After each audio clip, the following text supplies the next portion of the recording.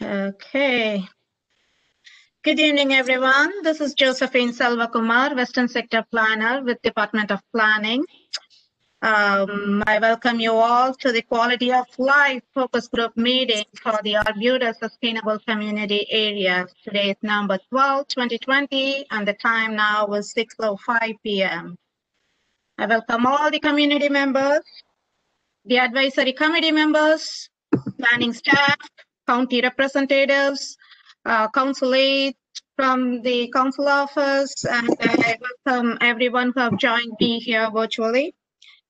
So I don't know what's up with the Chrome extension. It worked perfectly fine. So anyway, you're all here. So, I'll just give you a brief overview of the focus group meeting and then talk about the project kickoff feedback, what we received, and then the survey results, which was posted online, and you all took the survey. So give you an overview of the results and then open the floor for question and answers. And again, this is the quality of life focus group meeting for the Arbutus Sustainable Community Area.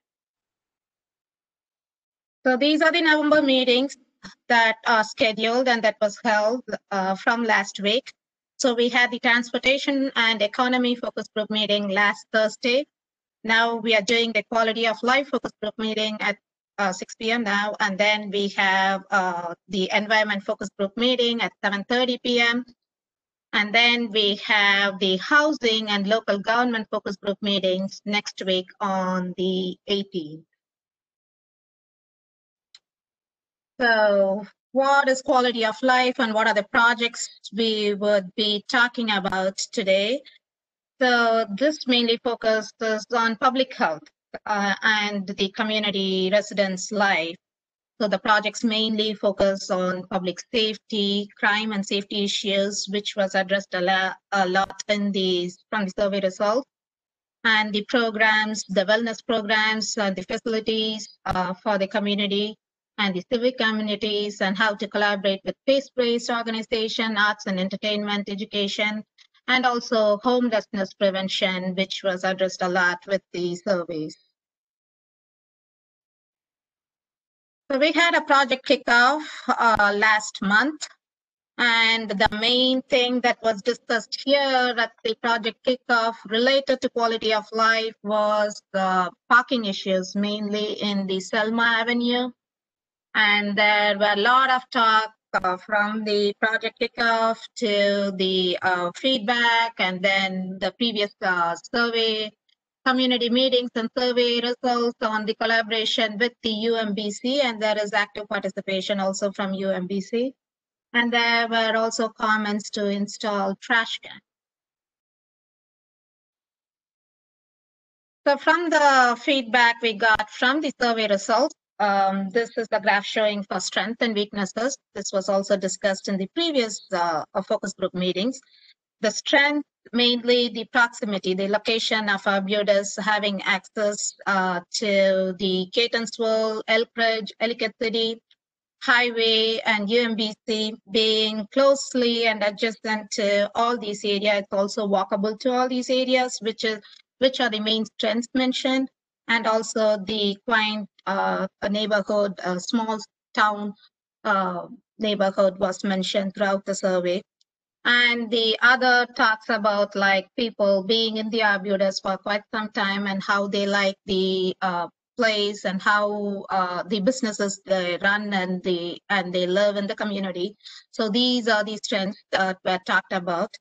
And weaknesses comes to the business types, especially the existing businesses, how to bring in more new businesses copying Catonsville downtown, Ellicott City Main Street, and to have higher-end stores like Trader's Joe, Panera Bread, and Aldi, and 818 Market. And there were a lot of mentions from UMBC students also to have cafe type restaurants and to have more closely related to Okamoka and Sorrento's. And also the main thing discussed was vacant stores and how to fit the vacant stores and what more businesses to bring in.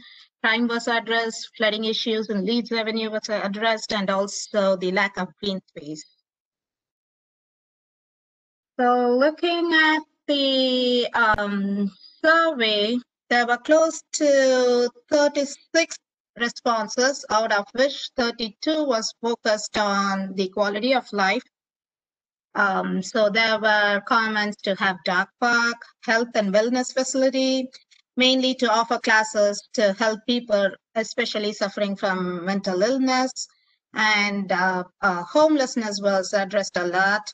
And crime, talking about crime, petty theft, local high school, being unsafe, and crime issues, drug dealing, need more police patrolling were some of the comments. And also to have more arts and entertainment programs, outdoor events.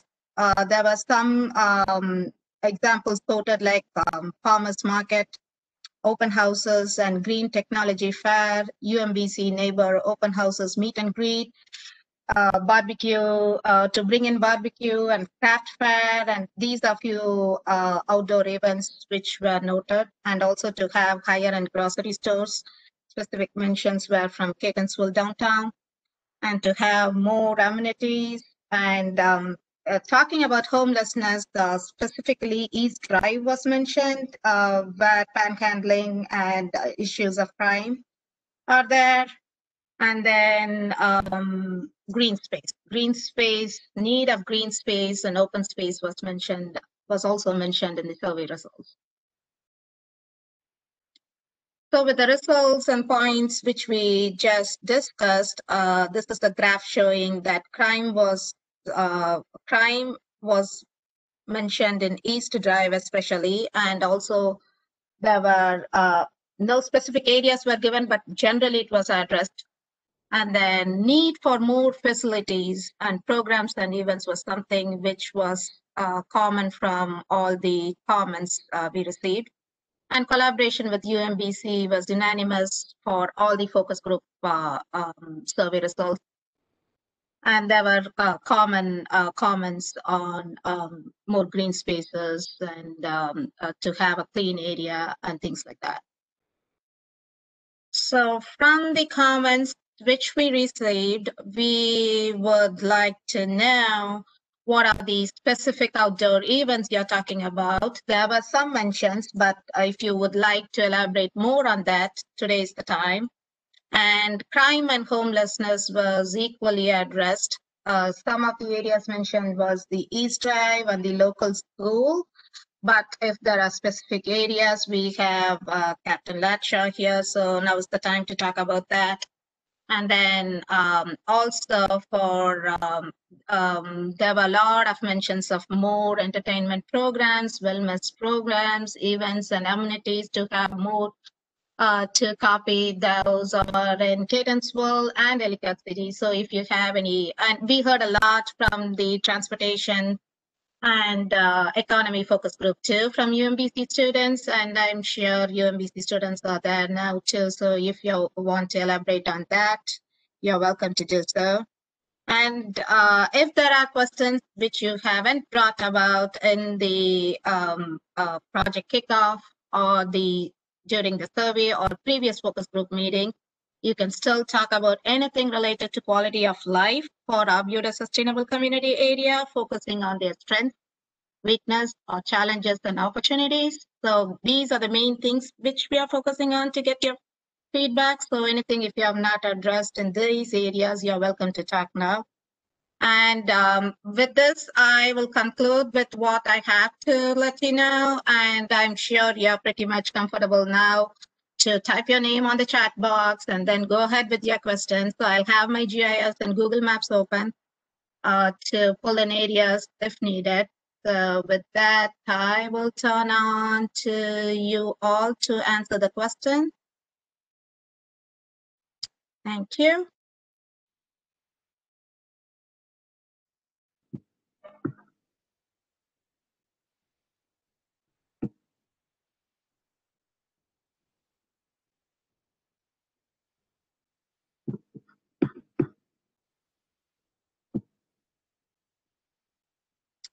When you type in the chat box, if you could make sure it shows everyone, that is easier for all of us to navigate the chat box. If not, that's fine too. You can go ahead and type your questions and Joe will help us to unmute and we can take it from there.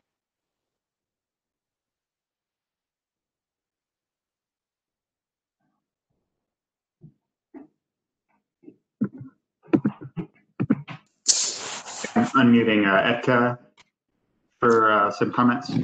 Hi, Etka. Hey, can you hear me? Yes, we can hear you.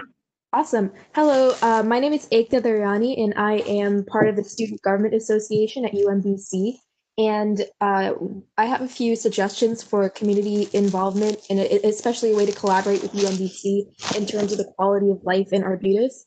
So if it's possible, I don't know if Arbutus has a community center, but if possible, either if it already has one to make it more widely known, or to establish an Arbutus community center. I think that would be a very good way to centralize a lot of Arbutus community events and have members of the community from wherever they come from to be able to collaborate on certain things in one area. So this community center could offer things such as art classes, such as creative writing classes, such as dance classes. It can have activities such like drives and events for certain students. Theoretically, what this community center would do is offer classes and events for different age groups, so people of all ages. And so this would combat the issue of not having a way to improve the community for like older people and younger kids as well. And a way to involve UMBC within that would be a lot of UMBC students might be interested in volunteering at this community center to teach classes and host events, etc., or even to participate within them. It's just a nice place to centralize everything that happens. And that being said, for the outdoor events that was also listed on the PowerPoint, there's also events could happen such as a community outdoor picnic or any outdoor nighttime event or something that can bring community members together to just get to know each other, and etc. And then the last thing is that for homelessness and crime, I think it would be a good idea to work with local organizations to provide things like food and necessities and health and well-being for everyone who needs it.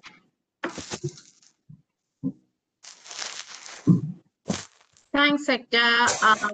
I remember your name from previous meetings and your suggestions and comments. Bettina just added saying Okomoka is something similar to what you're describing. So maybe you're thinking of another community center similar to Okomoka and to collaborate with the community and students. Oh, I mean like a centralized town community center. Like I know in my town where I live, we have a specific community center that's in downtown, and it's run by the town, and so they offer classes for little kids to teenagers to adults and older people as well, and it's just like it's specifically an office with like rooms and areas designated for events to occur and for other people to host and volunteer to host things as well. Okay. Yeah. Thank you. I think Cheryl added community center comments. I'm not sure she wants to talk about it. I'm so happy she brought that up about a community center. I feel that Arbutus, and looking back over the past 40 years, has been on the cutting edge of starting a lot of programs like the Arts Festival, having the Arbutus Community Association, the Christmas Santa House, so many programs that other communities have followed and have incorporated and done the same thing. I feel that right now, you know, as a community, we need to step out and go for something pretty large, you know, like a community center, instead of just painting a mural on the wall or putting a few flags out or landscaping. Those things are currently being done, but I feel that we need to have a heart and soul of the community. And I can think of a couple buildings that are there in Arbutus that some of this may, you know, this could take place in. And especially since I see housing developments happening in the area that are doing a lot more of this inclusionary zoning, we're getting all types of ages and family types. And I think it's important to have a place for the kids to be able to walk to be included in the community. And we've lost a lot of the Catholic schools in the area that would have engaged a lot of those kids. And I hate to keep bringing this up, but, you know, my building got burnt by some kids that were in junior high. And I was shocked to find out that this was junior high kids versus high school kids.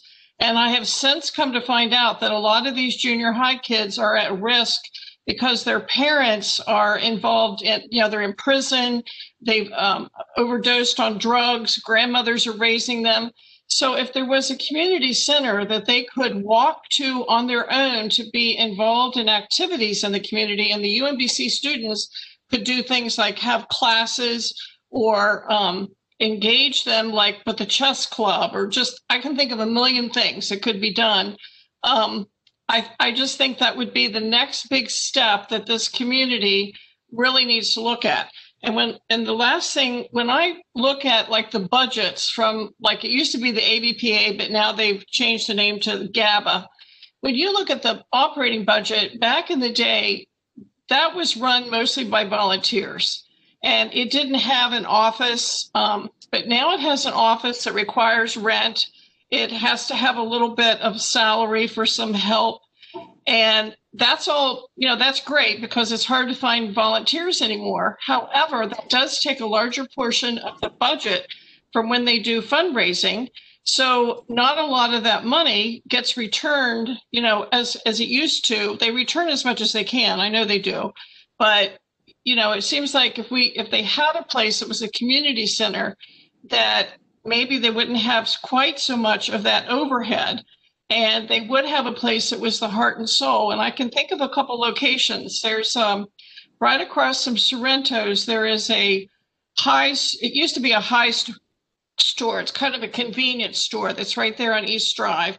And also behind the Rite Aid on that street, there's a couple of older houses that I had noticed had been for sale. So even if one of them was purchased or something was done, that might even add to the parking.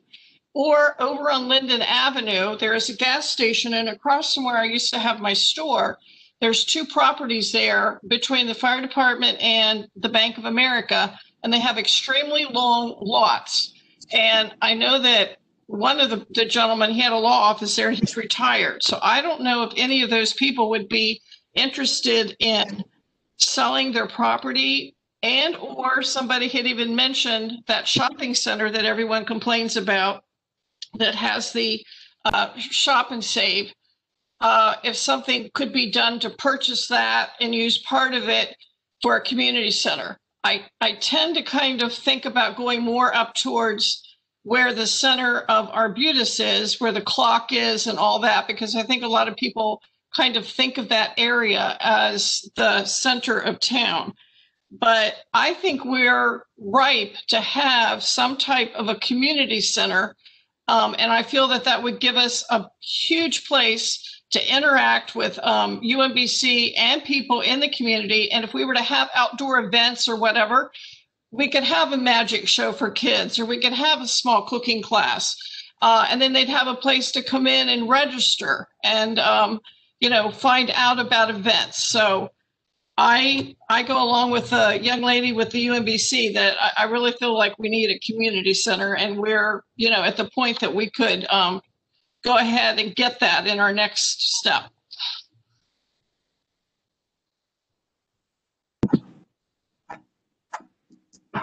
In the chat box, Bettina Thibault asks, how can we work towards acquiring derelict properties and redevelopment for open space and or community center?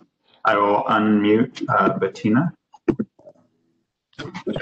Well, that was pretty much my question, is about how I don't know that much about the program and everything. So with this, you know, how is the process to, you know, try to get rid of some of the derelict buildings that are down there? You know, is that, you know, in the future, is that something doable and foreseeable with this type of program? With the designation through, I guess it would be through grant funding? There is some state funding for projects like that, redevelopment projects.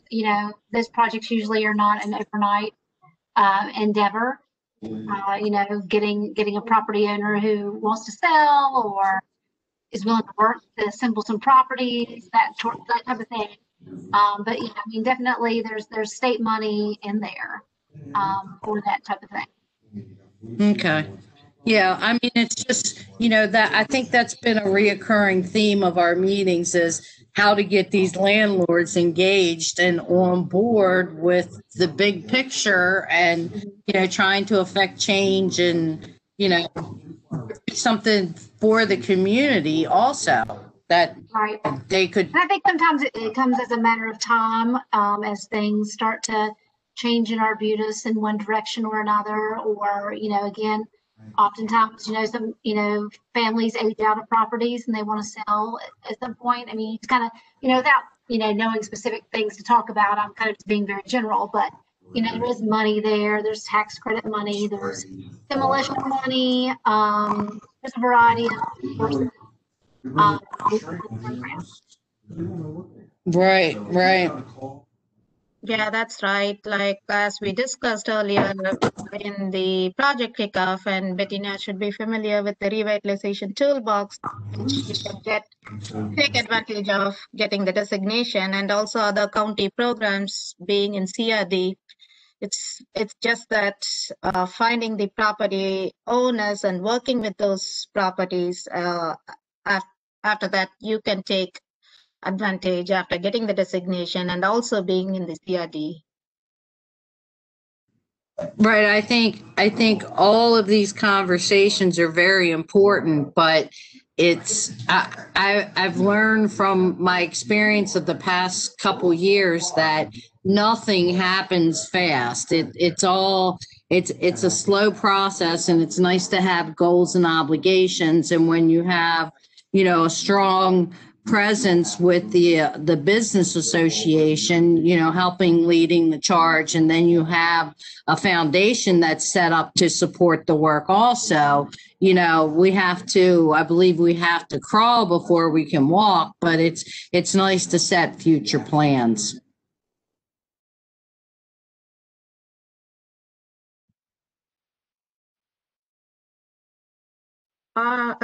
Thanks, Bettina. And I see Captain Latch raising his hand.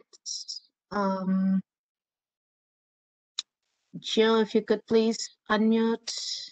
If I did, that was accidental. I'm sorry. Josephine, we have some comments in the Q&A box from Mershad Devon asking, we need more light in Arbutus. It's very dark at night. And then a second comment from him, could we remove the tornado sirens? They are quite loud and very practically no use and serve practically no use. Would you like to unmute them, Joe? Please, thanks, Danae.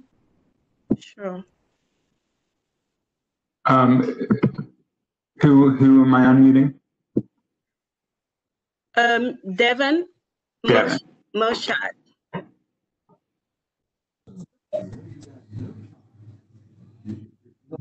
I might be able to squeeze out 20 minutes.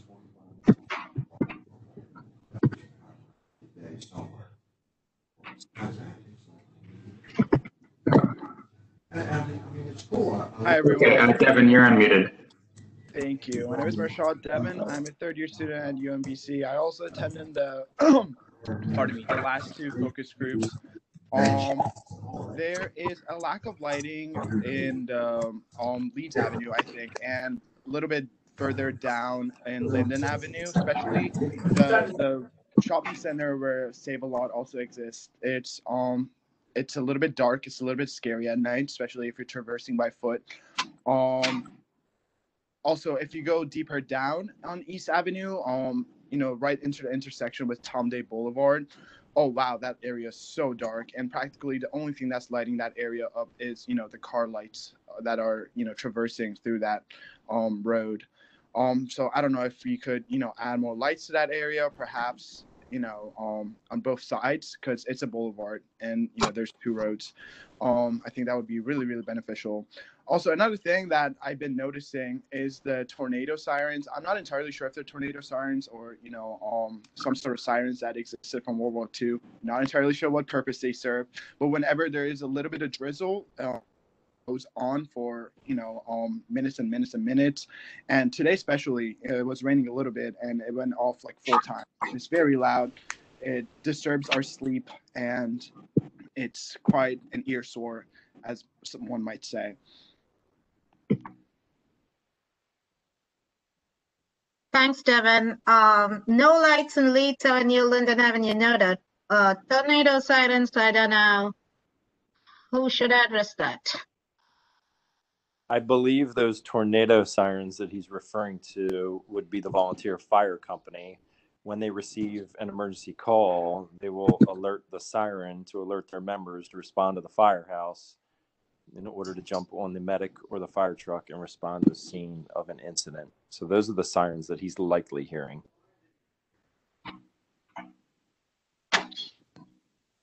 Thank you.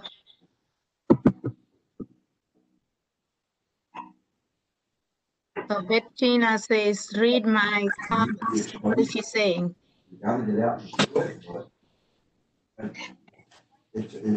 Is Bettina saying something? I just say, read my comments. Oh, are you talking to me? He was talking about the darkness down around Tom Day Boulevard. I don't know. There's some signs that go up through there that are like Arbutus community or Health Alert community.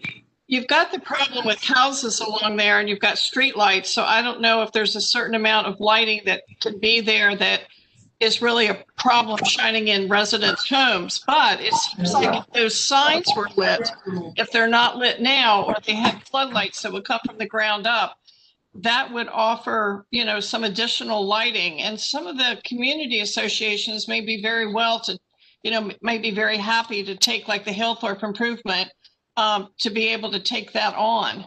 And I think that would also add some, beautification to the area at night. Just a suggestion. Thanks, Bettina. Is Mike here from Hillthorpe?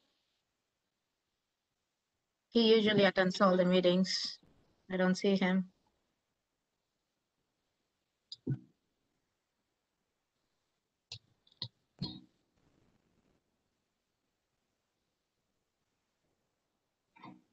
Any other questions in the chat box? I don't see it in everyone, but Joe, you might be getting it. Yeah, no, I don't have any other messages right now. Bettina said read my comments, but I'm not sure where those comments are. Oh, she just spoke about it. Oh, I thought that was Cheryl. Then Cheryl has. Yeah, I just spoke about the lighting on the sign. I think she thought I was Bettina. Okay, yeah.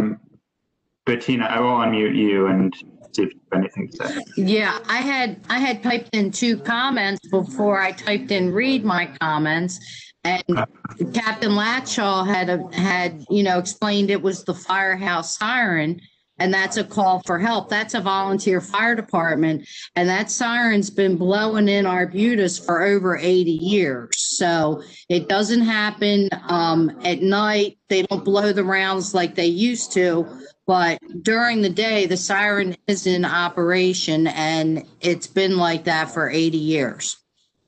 Well, that's interesting because we have the most concentration.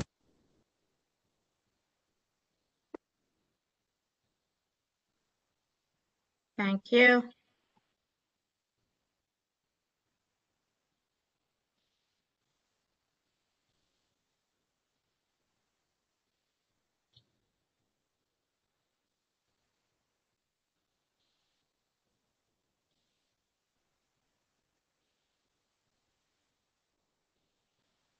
Any other comments? There is one more from Lori Hardesty. Joe, could you unmute her, please? Yes, Lori, you are unmuted. Thank you, Joe. Hi, everyone. My name is Lori Hardesty, and I work at the Shriver Center at UMBC, and I coordinate community engagement work, and have some partnerships with SWES, Arbutus Middle School, and then a little beyond with Relay Elementary, and further into Lansdowne. But just to say, through a community service and learning practicum, I coordinate that with some of the initiatives currently or in future. We're happy to support these initiatives and connect students that are interested in areas of homelessness, education, beautification, just to put that on the table, that we'd love to work more in the future with that. So just to say that. So just a statement versus a question. Thanks, Lori. Thank you. Thank you. I will.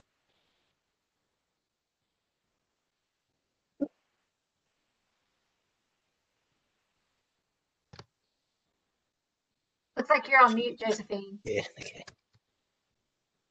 I'm sorry, I don't know. I was trying to share my screen. Thank you.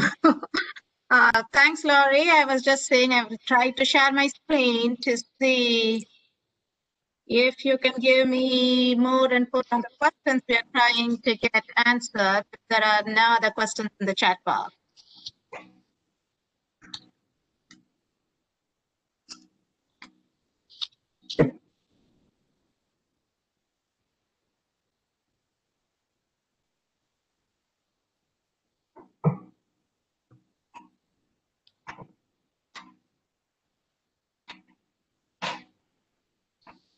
Okay, here we are.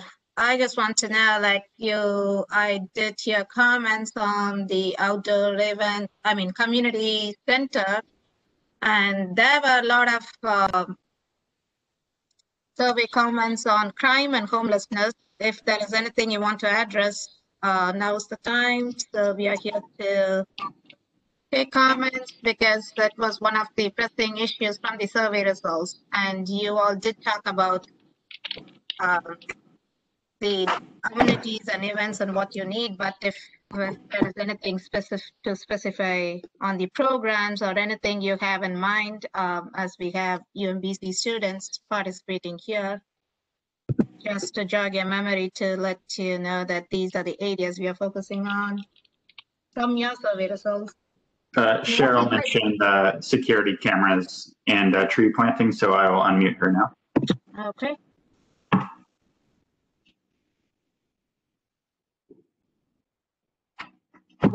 With these monies, that they would put security cameras up at places, in a town.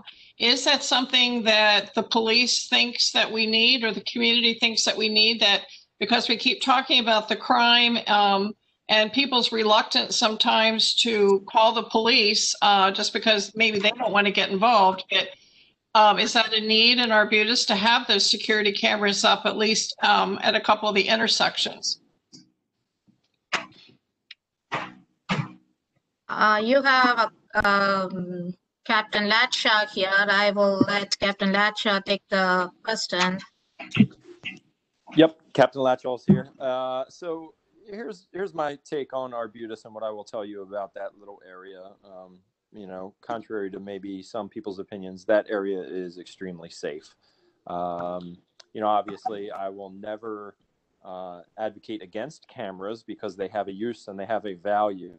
But do you get the most bang for your buck by investing in such an expensive resource in that area? That's a decision obviously that powers to be beyond me would have to make. I do get several emails, and I am in routine contact with some members of the community down there in Arbutus who don't hesitate to email me. In fact, one of them emailed to me today about something as simple as a parking complaint, a car blocking an alley, which I promptly had a car go out and try and locate the owner, and they couldn't, and we ticketed that car. So, the key to all of it is communication.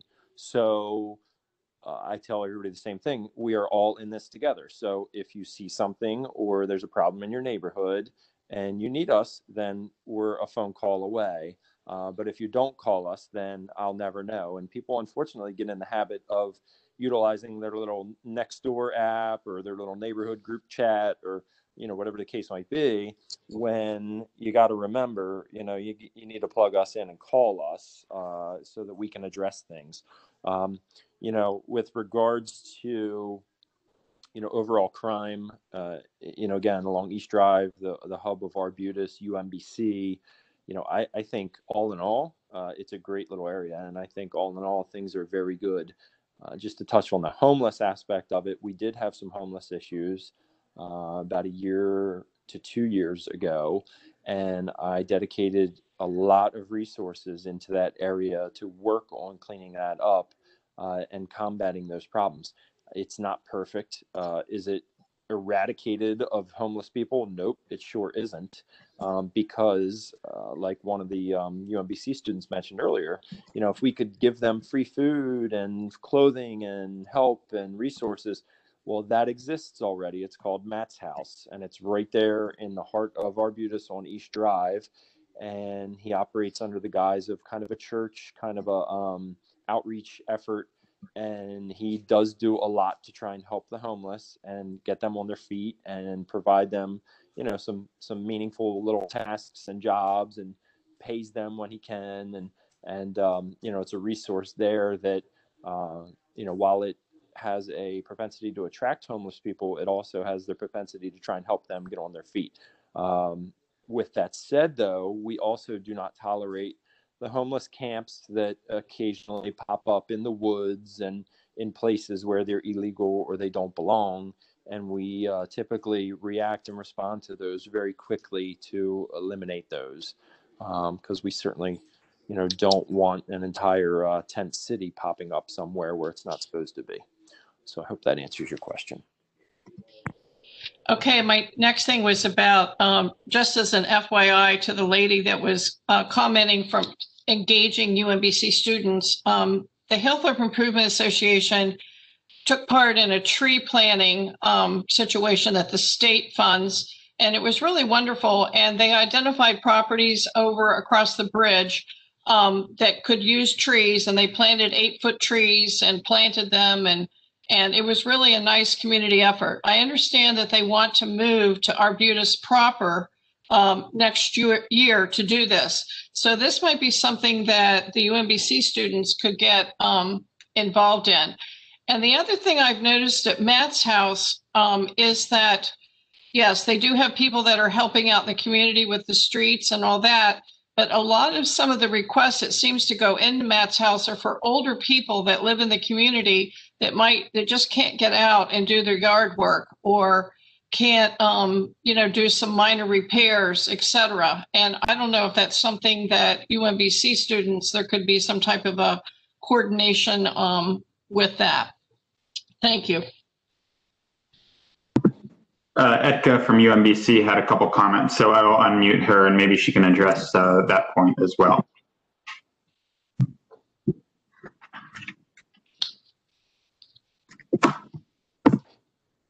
Okay, sorry, I just got muted for some reason.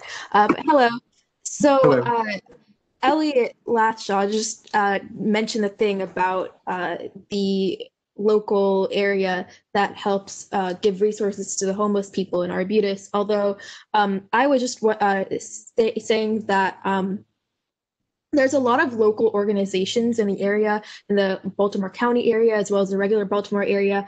I'm totally willing to make a list of these organizations and their pros and cons and what kinds of resources they offer and sending them to you. But I think it would be beneficial to work with, alongside what we already have in Arbutus, to work with other local organizations that are, their primary focus is to help provide multiple different types of resources to homeless people. I think that might be beneficial to the community of Arbutus to have multiple organizations providing things to them and helping with that. Also, to add on, Baltimore County agencies also collaborate with the Department of Social Services, and they have and their primary responsibility is to provide services to the homeless. I can share the link with you all. I think the contact person is Jones. I can share you the email information, or I can email you for more information. Awesome, thank you. I was also kind of talking along the lines of some nonprofit organizations as well. I do know of some, and I'm 100% willing to come up with a document listing out these nonprofit organizations that can help and sending them over to you. Thank you. And I also see to add on, Mary and Richmond from UMBC has added that Okomoka has partnership with 211. Do you want to talk about it, Mary? If you could unmute her, please. Hi, I think I'm unmuted. Can you hear me? Yes, we can hear you. Thanks. This is Marianne Richmond from UMBC. I work in institutional advancement. And Okomoka has developed a partnership with Maryland 211, which is the non-emergency number, provides resources. And also on the Okomoka website, there is a list similar to what I think ACT is thinking about. So maybe that can be a starting point. And also, they've been collaborating with Retriever Essentials, which is the on-campus resource for UMBC community members with food insecurity, and with some of the other organizations in Arbutus that are working on these types of things already. I think we can talk about that as well and try to build on all of that. Yeah, I'd love to. That sounds wonderful. And I also, someone mentioned earlier about a health and wellness program, maybe even a health and wellness center for the community, especially if there's some way to make that, to partner with some nonprofit organization on that. I think having a health and wellness center especially would be great for all Arbutus community members, especially homeless. Thank you. I just added the county contact. If you want to hear more information, I just put it in the chat box. Thank you.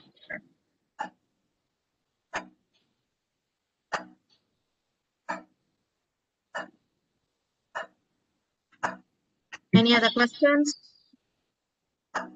If you want to see the map or if you want to see the slide, let me know. I can share that.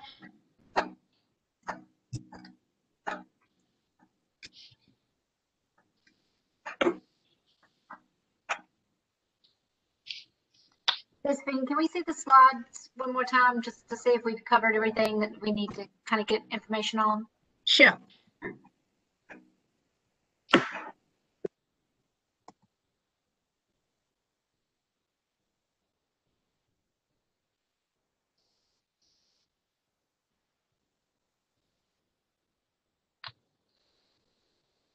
And there's another slide that had some questions. I think we've covered most of these. This is just to get anything which they didn't cover in the past to, if they have any new comments for this quality of life based on these categories, strength, weakness, and challenges and opportunities, they can just let us know now.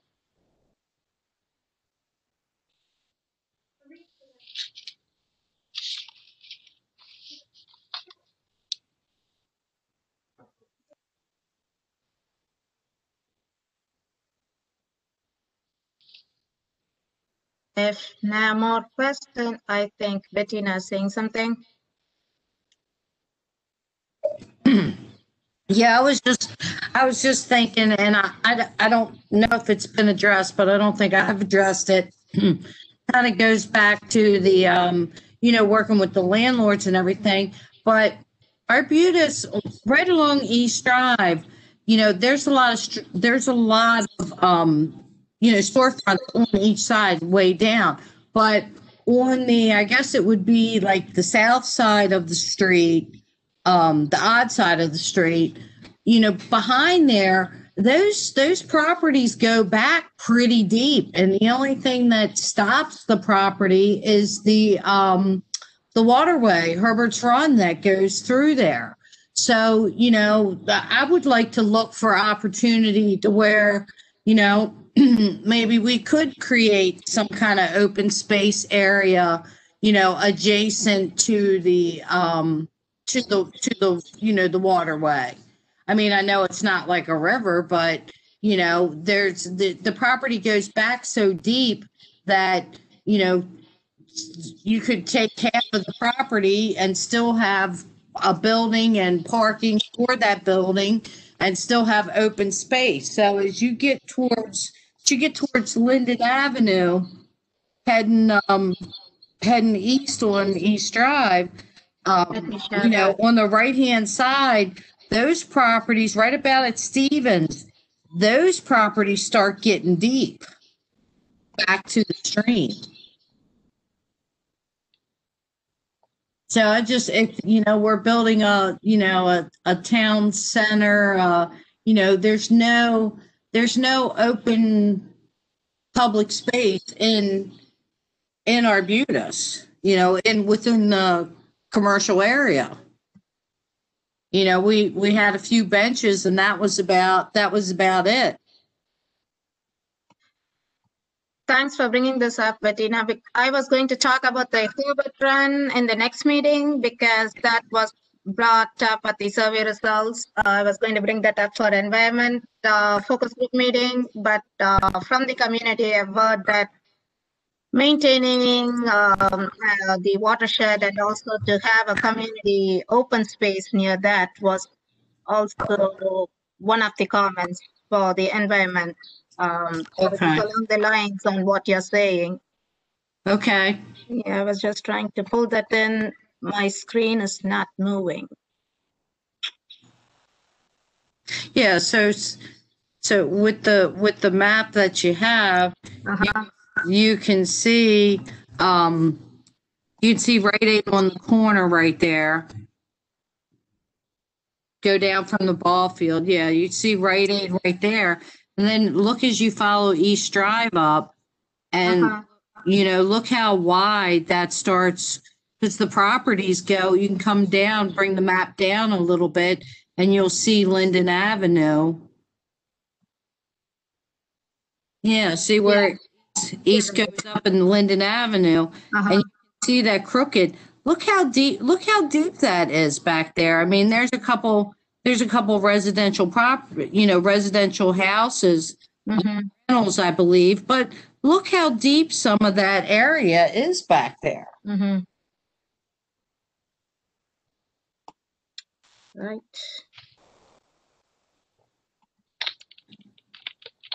Something with if I have the Google Maps, I can't move anything anymore. I'm sorry, but I know the area you're talking about. Okay. Anything else? Yes.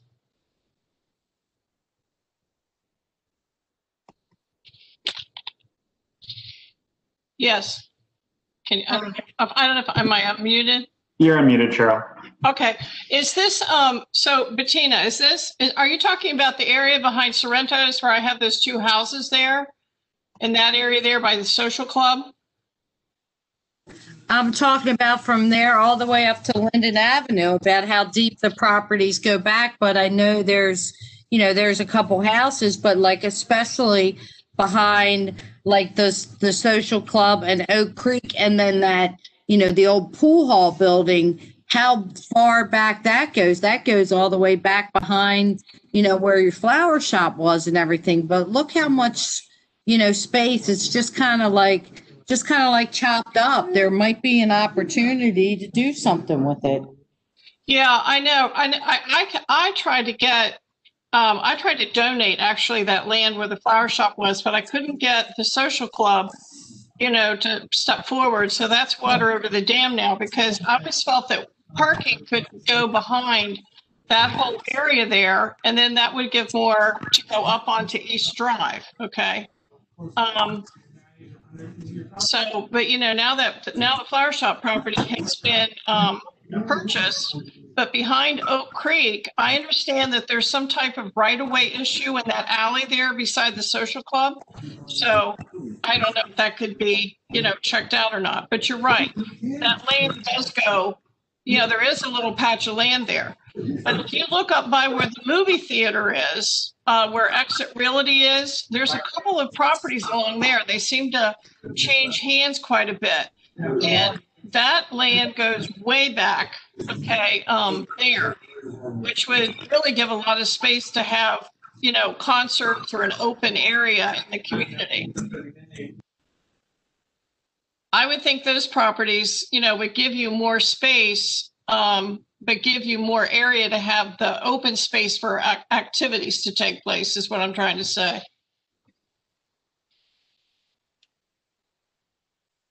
Thank you. I just tried to do street view to show everyone which area you're talking about, but that's a bad idea. It's just freezing everything out, but I just have the Google images here.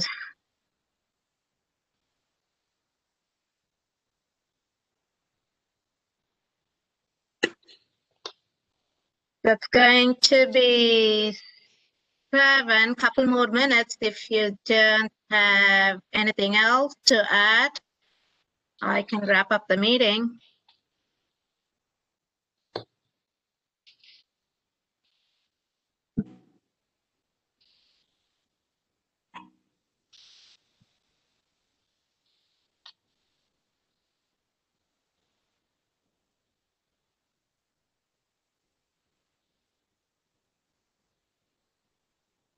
I think it sounds like you've got what you need to get tonight. Yeah, I mean, the questions are answered from what we want to know from what they answered from survey. So I think I can go ahead and wrap up the meeting and get to give you some time to grab dinner before the next meeting.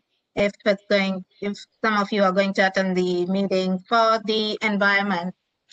So with that, let's wrap up the quality of life focus group meeting for our Arbutus Sustainable Community Area. I thank everyone who came here and gave your valuable input. So the transportation survey is still available. That was posted by the transportation planning team. So if you haven't got the chance to take that, please do that. It's available in the hub. And if any of your friends have missed this meeting, the video will be posted in the hub. And for the upcoming meeting next week, the registration links will be out tomorrow, and that will also be posted in the hub. And I thank you all for coming. Thank you. Have a good night. Bye. Thank you. Good night. Thank you. Thank you.